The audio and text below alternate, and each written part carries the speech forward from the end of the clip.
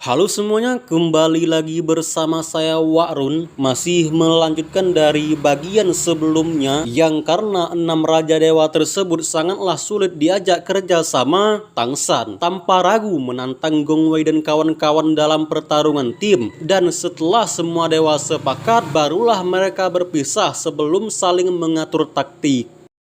Berlatar di alam Dewa Cahaya, cerita berlanjut dengan diperlihatkan Gong Wei dan Yin Zhu yang saling mengungkapkan akan kehebatan Tang San. Yang saking kagumnya Gong Wei terhadap Dewa Laut tersebut, Yin Zhu langsung bisa merasakan kalau Gong Wei sangat mempercayai Tang San. Sembari tersenyum itulah Gong Wei mengungkapkan kalau dirinya dapat merasakan akan ketulusan Tang San. Dimulai dengan cara bicaranya, nafasnya, bahkan sikapnya yang tidak biasa pun, Gong Wei sangat mengharapkan bahwa Tang San bisa menjadi sekutu yang kuat. Saat Yin Zhu bertanya terkait apakah tim Dewa Laut bisa menang, Gong Wei menjawab bahwa dia belum tahu pasti. Meskipun peluang Tang San sangatlah sedikit, namun berdasarkan Tang San adalah MC di novel ini, maka ia mungkin saja bisa membalikkan keadaan. Dan yang paling membagongkan ialah jika Dewa Laut menganggap kalau hubungan para dewa di sini tidaklah akrab, maka ia sudah salah besar karena ternyata hubungan Gong Wei dan Lei Xiang tidaklah seburuk itu. Bahkan jangankan Lei Xiang si sombong, Dai sang dewa pendiam saja memiliki hubungan yang baik-baik saja dengannya. Sehingga jikalau Dewa Laut beranggapan bisa menang karena menebak 6 Raja Dewa tersebut tidak bisa diajak bekerja sama, itu berarti Tang San sudah salah besar. Sembari berjalan keluar, Gong Wei mengingatkan untuk ketemuan esok hari nanti membicarakan perihal kerjasama. Sementara di alam Dewa Hailong diperlihatkan seluruh bawahannya menyambut kedatangan pemimpin mereka. Namun siapa sangka sekelas Raja Dewa Hailong ternyata tidak menyukai sambutan seperti ini. Yang setelah dimarahi pemimpinnya tersebut, salah satu bawahannya itu menjawab bahwa ini adalah bentuk kesetiaan mereka. Sesuai dengan yang pernah dibahas sebelumnya, Hailong adalah Raja Dewa yang paling banyak istri. Hal itu dibuktikan saat dirinya tidak lagi mempedulikan akan kehormatan. Dia mengecilkan suaranya dan bertanya, di mana selirnya sekarang? Saat si bawahan menjawab di taman, Hailong buru-buru mencari keberadaannya dan memerintahkan si bawahan bahwa jika istrinya bertanya tentang keberadaannya, maka jawablah bahwa sang kaisar naga laut Hailong sedang mempersiapkan pertandingan makam para dewa. Namun baru saja mau menghampiri selir, tiba-tiba terdengar suara yang melarang Hailong untuk berbuat nakal. Ya, dia bernama Meng Yun yang merupakan salah satu istri Hailong. Menyadari bahwa istrinya telah tiba, Hailong langsung mengalihkan percakapan bahwa ia ingin pergi latihan. Dan ya, berdasarkan sifat fuckboy Hailong yang tidak tertolong lagi, mana mungkin sang istri percaya. Dia pun bertanya dengan pertanyaan yang begitu mematikan, yaitu lebih sayang aku atau istri kamu yang lain? Hailong pun menjawab bahwa tentu saja lebih sayang kamu, namun perempuan tetaplah perempuan. Setelah mendapatkan jawaban tersebut, Meng Yun langsung mengira bahwa Hailong pasti sering mengatakan seperti itu terhadap istrinya yang lain. Menyadari pertanyaan Meng Yun sudah semakin tidak masuk akal, Hailong langsung menceritakan perihal Tang San yang berani menantang 6 Raja Dewa. Dan benar saja, mendengar perkataan tersebut, sontak Meng Yun tertegun seolah tak percaya bisa-bisanya ada dewa seberani itu.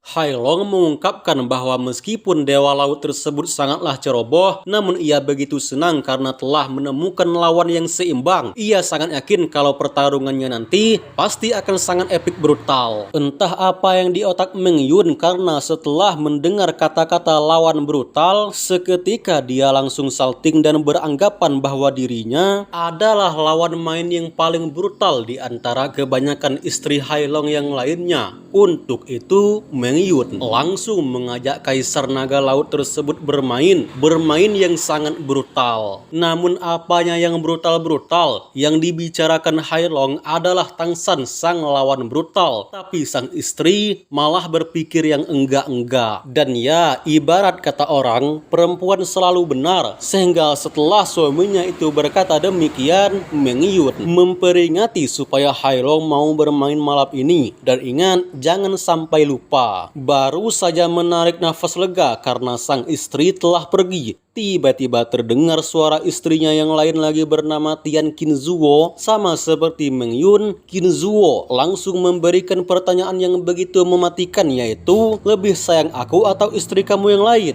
Belajar dari pengalaman sebelumnya, Hailong tidak lagi menjawab, melainkan dia langsung menceritakan keberanian Dewa Laut Tangsan yang menantang 6 Raja Dewa. Dan benar saja, setelah mendengar cerita barusan, Qinzuo langsung teralihkan dan bahkan dia sempat menasihati kalau Hailong jangan meremehkan Tangsan, karena walau bagaimanapun juga dia adalah Raja Dewa sama sepertinya, dan ingat, tidak ada yang tidak mungkin. Sementara Hailong pergi latihan bersama sang istri, Xin berpindah ke alam dewa Ahdai bernama alam dewa kematian. Berbeda dari alam dewa sebelumnya, bencana turbulensi yang dihadapi oleh alam dewa kematian sangatlah kuat sehingga tidak menyisakan satu dewa pun terkecuali Ahdai dan istrinya bernama Xuan Ye. Bersamaan dengan Xuan Ye yang menceritakan hal yang seharusnya tidak diceritakan, Xin berpindah lagi ke alam dewa Donluo yang dimana entah apa yang merasuki Huayu Hao, yang mungkin saking keseringnya dijahili Tangsan, pemuda tersebut memberanikan diri bertanya ke Wutong perihal kenapa ayah mertuanya tersebut seolah tidak menyukai dirinya. Bukan tanpa alasan, menurut dewa emosi tersebut, dia telah melakukan hal yang sekiranya dapat mengambil hati Tangsan. Namun apa boleh buat, sekeras apapun dia berusaha, tetap saja ayah mertuanya tersebut sering bersikap aneh kepadanya. Sembari menenangkan suaminya tersebut, Wutong mengungkapkan kalau Yu Hao terlalu berpikir jauh. Percayalah bahwa Tangsan tidak pernah membencinya, melainkan Tangsan hanya bercanda, menjahili, dan jikalau Tangsan memang benar-benar membencinya, maka mana mungkin penguasa alam dewa tersebut mengizinkan Yu Hao naik ke alam dewa. Sebagai seorang ayah, tentunya Tangsan sangat menyayangi anaknya, apalagi saat itu Wutong adalah putri satu-satunya, sehingga jikalau Yu Hao berani macam-macam, maka seorang ayah jelas saja bertindak kejam. Mendengar penjelasan Wutong, Yu Hao pun mengerti mengapa Tangsan cukup keras terhadapnya. Jika dirinya juga seorang ayah, maka ia akan melakukan hal yang sama. Namun meskipun begitu, Yu Hao masih trauma dan tak berani bercakap-cakap dengan Tangsan. Bahkan ia mengungkapkan kalau dirinya lebih takut dimarahi ayah mertua kebanding dimarahi Wutong. Berdasarkan sifat random Wutong,